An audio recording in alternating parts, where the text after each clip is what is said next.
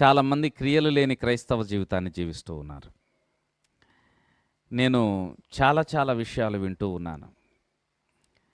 సంఘ విశ్వాసుల కుటుంబాలలో కానీ, సంఘ విశ్వాసుల యొక్క వ్యక్తిగత జీవితాలలో కానీ,